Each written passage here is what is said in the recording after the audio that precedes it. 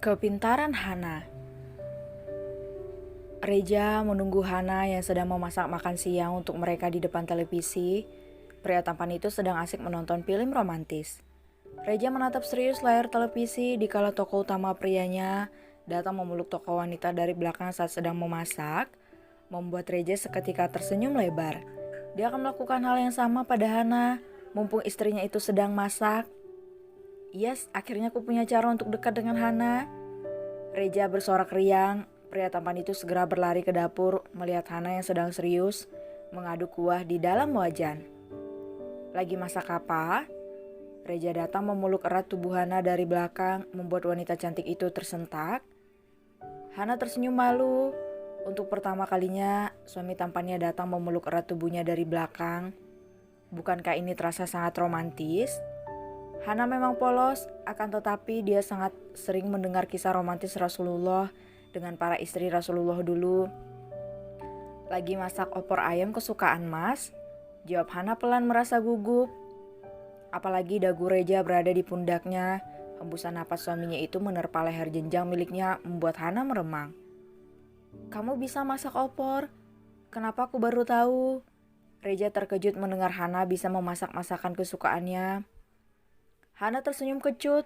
Bagaimana mungkin Reja tahu karena sedari dulu dia telah berusaha mati-matian menjadi istri yang baik. Hampir setiap hari Hana memasak makanan kesukaan Reja, namun tak sekalipun pria itu menyentuh bahkan meliriknya. Dulu kan kamu gak peduli tentang apa yang aku lakukan, Mas.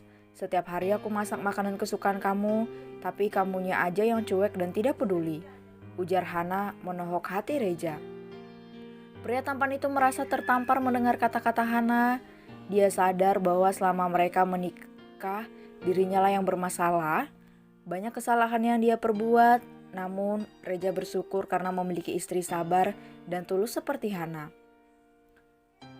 Maaf, sekarang aku janji akan lebih menghargai kamu dan mempedulikanmu, balas Reja sungguh-sungguh. Pria tampan itu ingin memperbaiki hubungannya dengan Hana. Terlebih lagi, dia tak ingin mengecewakan kedua orang tuanya dengan sikapnya yang acuh tak acuh pada Hana. Setelah merenungi kesalahannya pada Hana, membuat Reja malu pada diri sendiri, dia teringat ayahnya yang sangat mencintai ibunya, bahkan ayahnya memperlakukan ibunya seperti ratu. Sedangkan Reja, selama 6 bulan dia secara tak sadar memperlakukan Hana seperti pembantu, yang kerjanya membersihkan rumah, menyiapkan kebutuhannya saja. Manusia itu makan nasi bukan padi, yang dibutuhkan manusia itu bukan janji. Mas, jadi cukup buktikan semua perkataanmu, karena laki-laki itulah yang dipegang ucapannya. Kata-kata Hana mampu menohok hati Reja sekali lagi. Entah mengapa dia selalu skakmat dibuat Hana. Istrinya itu sangat pandai berkata-kata membungkam lawan bicaranya. Han, kamu benar cuma lulusan SD? Tanya Reja penasaran. Benar, setelah lulus SD aku masuk pesantren Buya di kampung dulu. Tapi biasanya kalau pesantren juga ada sekolahnya kan? Iya ada, itu pesantren terpadu. Sedangkan pesantren Buya khusus untuk menghafal dan mempelajari kitab kuning, kitab Arab dan Al-Quran. Di sana juga ada pelajaran bahasa Inggris, Mandarin dan Arab. Jelas Hana membuat Reja terkejut. Wow, ada bahasa Arab, Inggris dan Mandarin juga. Kamu bisa? Alhamdulillah aku bisa, Mas. Meski bahasa Mandarin aku cuma taunya yang baku saja. Aku juga menghafal Al-Quran 30 juz dan aku bisa menerjemahkan kitab kuning dan Arab ke dalam bahasa Indonesia. Ujar Hana seraya menuangkan opor ayam ke dalam mangkuk. Reja melepaskan pelukannya. Pria tampan itu tak bisa menahan keterkejutannya mendengar fakta pesantren Hana. Begitu juga dengan keahlian Hana yang ternyata seorang hafizah. Antara senang dan malu pada Hana, itulah yang Reja rasakan. Bagaimana tidak, Reja hanya menghafal juz 30, sedangkan istrinya menghafal 30 juz. Kebalikan bukan? Meski aku cuma lulusan SD, alhamdulillah aku punya hafalan Al-Quran, Mas. Aku paham ilmu dunia, Meski sekolahku tidak tinggi, aku tahu tentang sains, geologi, biologi, kimia, matematika, dan fisika, sebab dalam Al-Quran menjelaskan semua ilmu dunia.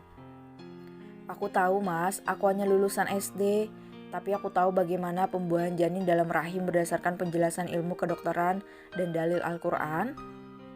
Hana melihat Reja yang seperti ragu dengan perkataannya.